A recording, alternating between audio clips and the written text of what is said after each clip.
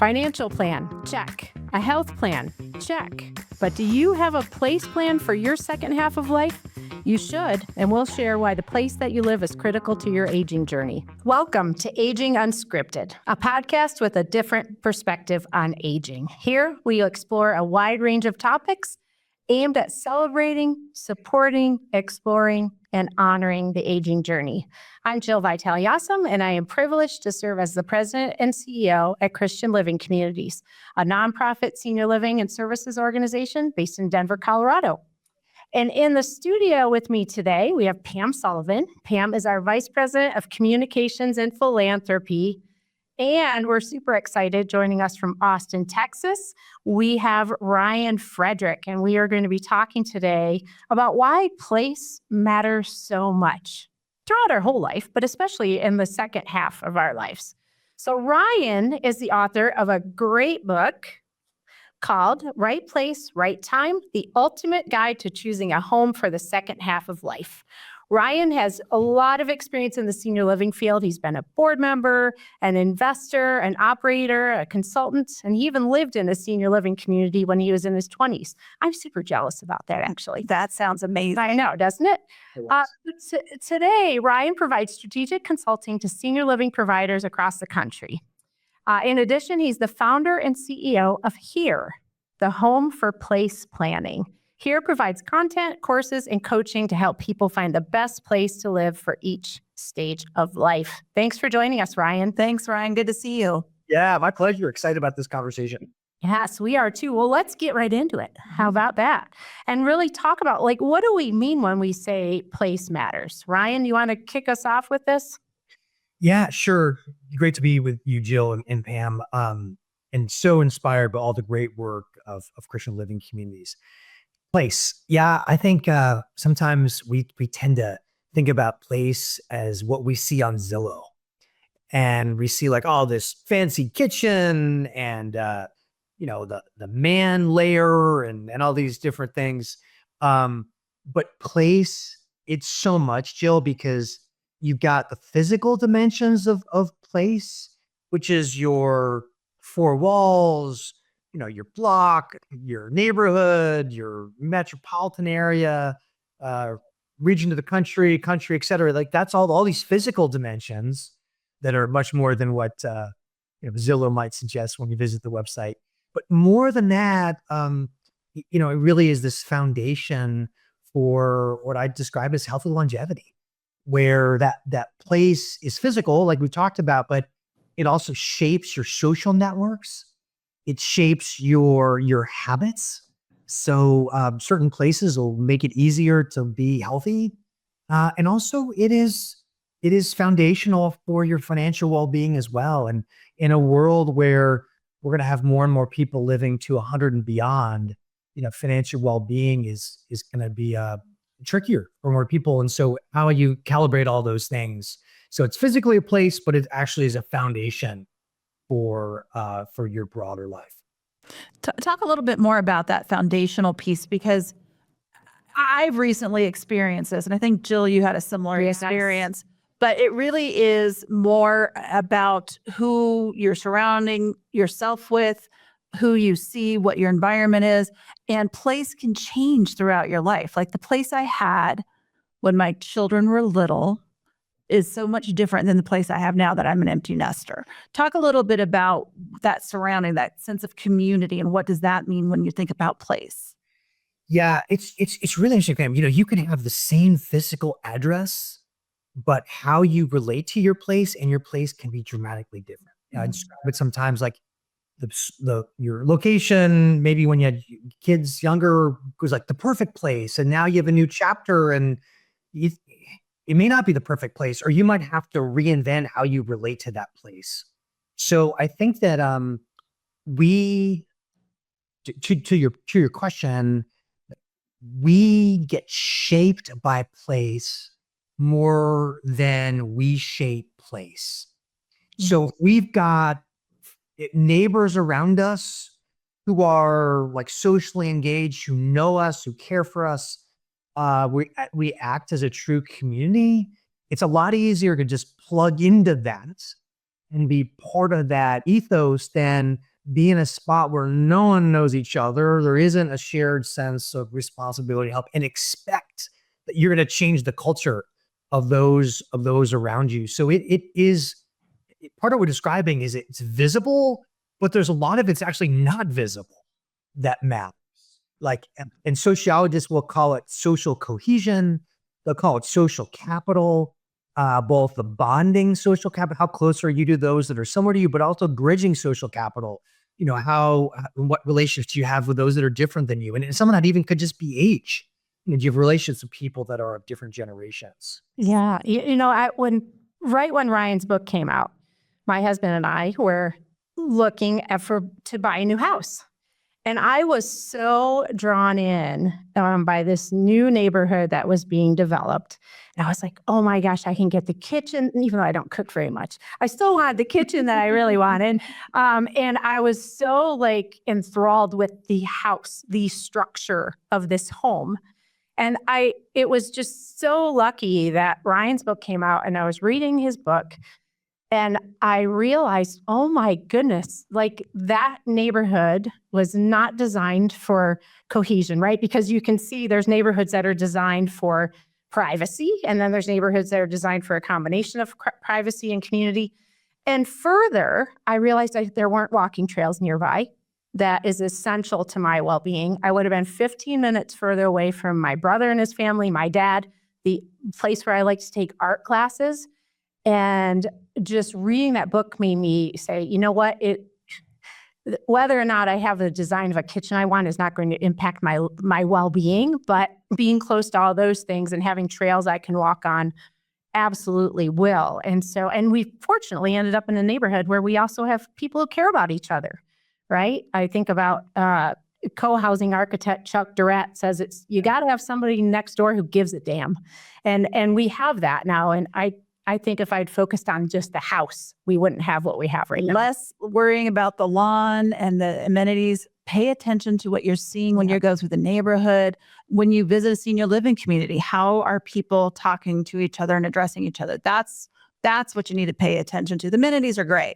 Don't get me wrong. They're important. Right. But it's more about the people, it sounds like. Yeah. And then you get into it so I'm in my mid-50s and place matters. It mattered, like you said, Pam, when you're in your 20s and your 30s. And then as we get older too, I'm really interested to hear what you both think about this, with the whole idea that, and the messaging we get that you should age in place and stay in the home you've always lived in until the day you die. And that is kind of what a lot of people shoot for. But does aging in place always really serve people? Ryan, what do you see in your experience in the research you've done? So I just did this talk today to the Financial Planning Association of Austin, and there were a number of wealth advisors thinking about some of the stuff. So this is coming right off this conversation. And when I was asked this question, I said that in my observation, most times, or certainly numerous times, when people end up aging in place, it's not because they did all the homework and said, I thought about it, and the best possible version of my future self is by staying where I am. More often than not, it's because people haven't done the work and have the imagination to understand what gives me the best chances to thrive in this next chapter of life. Now, it doesn't mean you can't age and thrive in your current home. That certainly can happen. But especially as people are living longer, we just have more life chapters. And each life chapter is an opportunity to understand the risks and the upside of that chapter.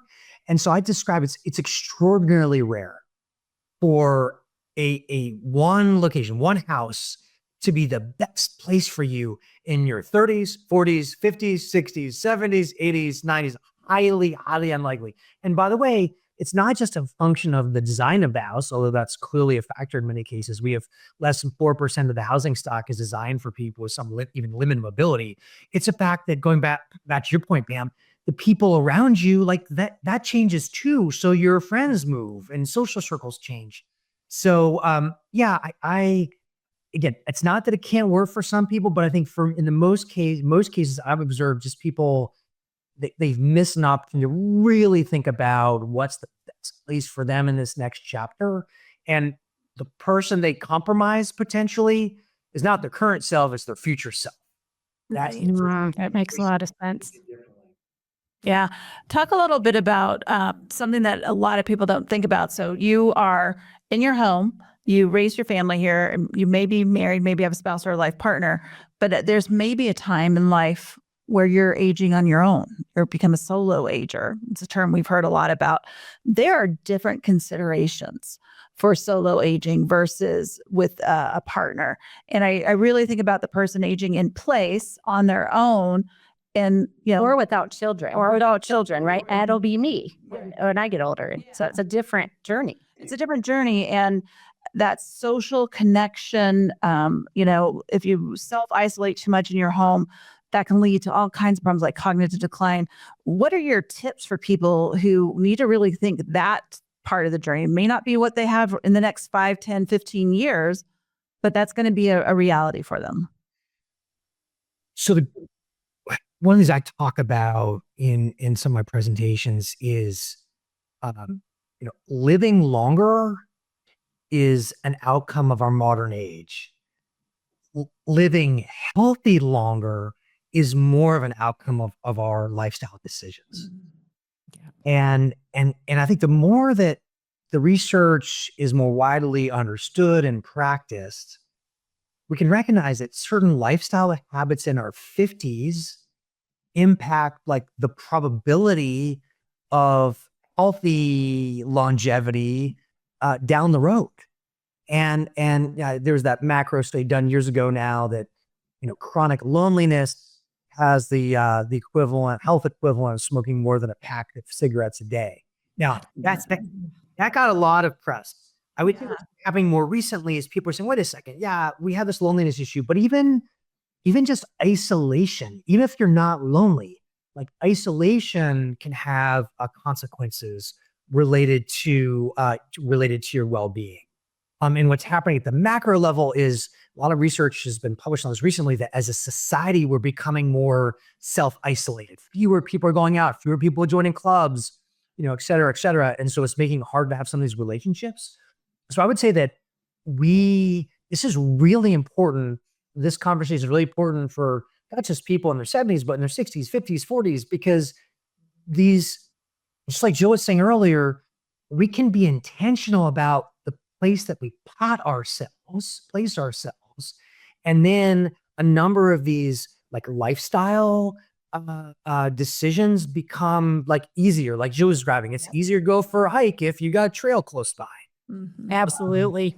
And you look at the research around genetics, only up to 20% of our longevity is linked to our genetics. It's more about lifestyle and environment. So this have more control over the quality of the longevity of your life if you start making those choices early. Yeah. You do, but also, and recognizing that like each chapter allows you the opportunity to reset that decision. Okay, we love that time where we had a view over the mountains and we had a small, close group of friends. But now this next chapter, we want to, it should be different. Here's why. Like, it's okay to like revisit these things, revisit these dreams and imagine what the next chapter could look like. I was thinking, Pam, I think mentioned this earlier, that all the research that shows that the way we live and the habits that we have are so influenced by people around us. Will you talk a little bit about that? I thought that was fascinating. It is fascinating. So, and it's even your friend's friends. So if you're like, friends are happy, you're more likely to be happy. If your friends are depressed, you're more likely to be depressed. Now, this is not a suggestion you should unfriend your depressed friends. It's not what this is about. But that makes them even more depressed, Ryan. Even more depressed. Exactly. But what it does though is a lot of these habits they're literally caught. Like, they are literally caught. So one way to think about it is if you're thinking about moving somewhere, either a different geography or maybe a different like physical dwelling community, look at the people that are there. Like, do you see yourself in the people that are there? Because you will, as much as you might hope to be, I'm going to be my own person. We get pulled in by like almost subconsciously to the behaviors. Like here in Austin, Texas, I was joking about this earlier today, like way more breakfast tacos than I did when I was in Baltimore. And That's good. it's no, Yep. it happens, it happens. So, but that can happen in much more micro ways. So just kind of observe the people.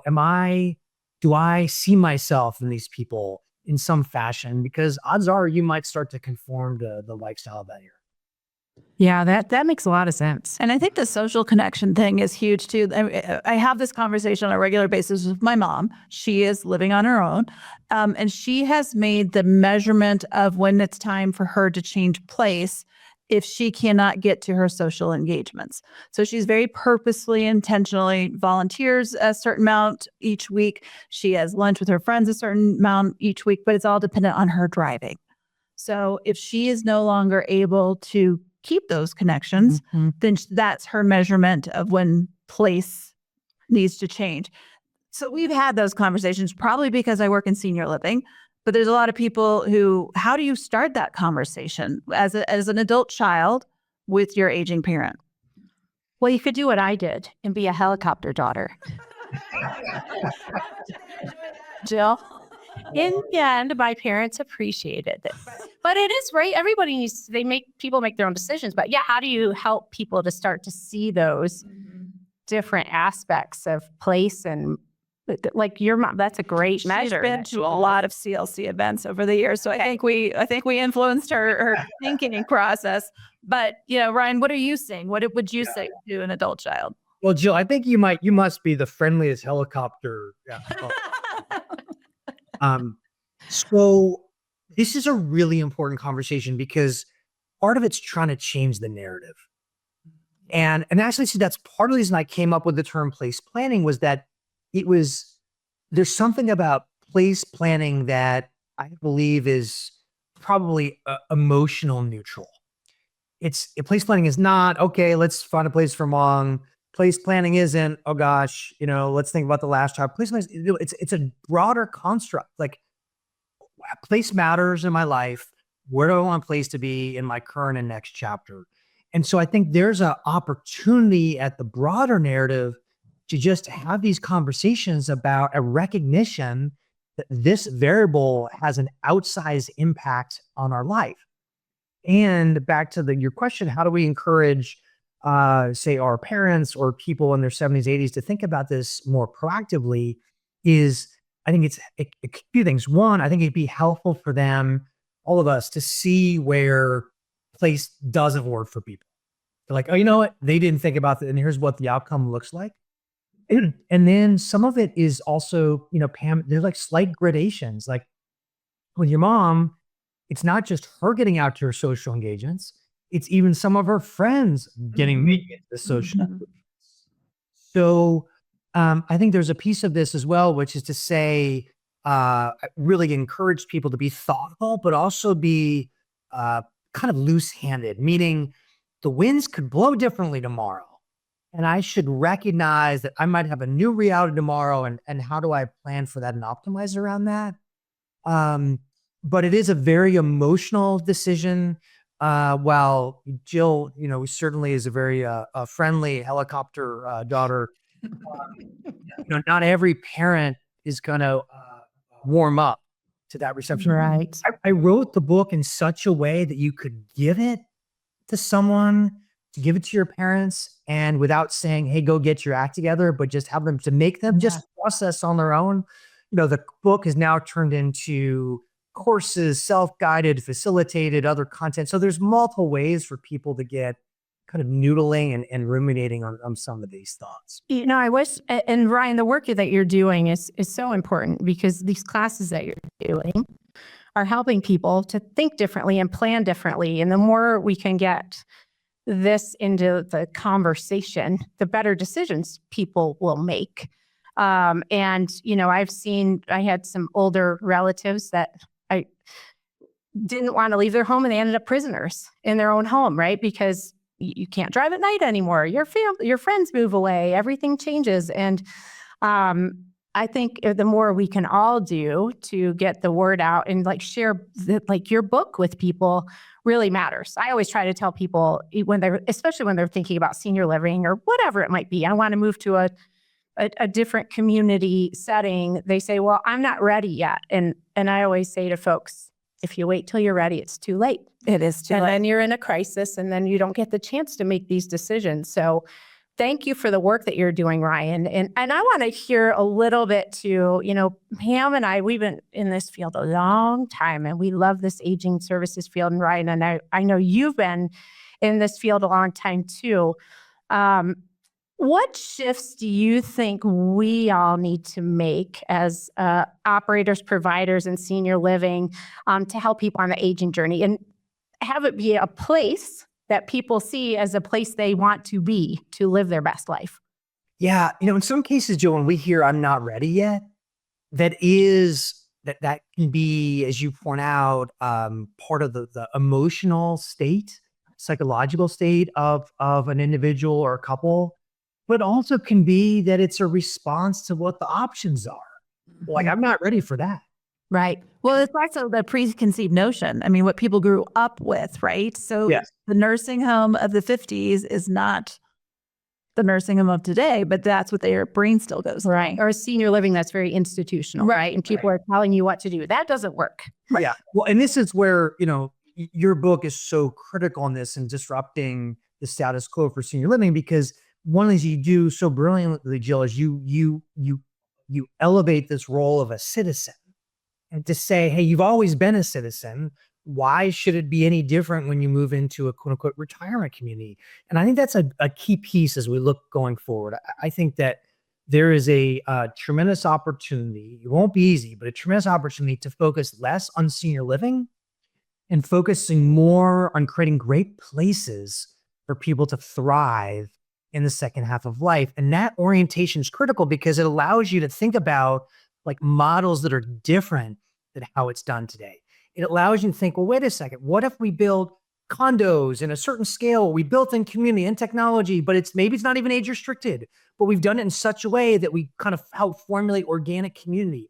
And as we know, healthcare is shifting. So it's less about going to healthcare. It's about coming to you. It's less about being reactive over time. It's more about being proactive. So as the world around us changes, as consumers are expecting more, as they're looking for less of a delineation of this was me before and this is me after quote unquote senior living, those are all tremendous opportunities for, providers, I would say especially mission-based providers, to dig in, like how can we have even greater impact for the next chapter. So I see it as being a reorientation, Jill. I have a presentation I've done where I map out the number of people. It's 23 million people, 75 and older. And that's blue. And I put a little red dot, which is the size of the senior living industry. And it literally is like, it's a pimple on this big thing. And so it speaks to, there's so much of an opportunity to not only improve the boulder. We'll see. What's the call to action? We have to pimple. Pimple. Hey, we got some acne. But more than that, how can we find a way to think about all the ways in which people aren't being met today, and even more importantly, tomorrow, and use places, this lever. We know places, this huge outsized impact, but it's great places. Thank you, Ryan. And so I want to encourage everybody out there listening to pick up Ryan's book, Right Place, Right Time, The Ultimate Guide to Choosing a Home for the Second Half of Life. It doesn't matter what age you are. This book will help you. And Ryan, thank you so much for being here with us today. Hopefully we brought up some good food for thought for everyone who's joining us. We're all on this aging journey. We will have a link to Ryan's book and his website, which also has great resources in our podcast notes. And we appreciate everybody joining us today for Aging Unscripted, a reminder that aging is indeed unscripted. There are no rules, and everyone has a journey that's as individual as we are. Aging is a gift that not everyone receives. Elderhood is a sacred phase of life, that should be honored and celebrated. Thank you all so much for being with us.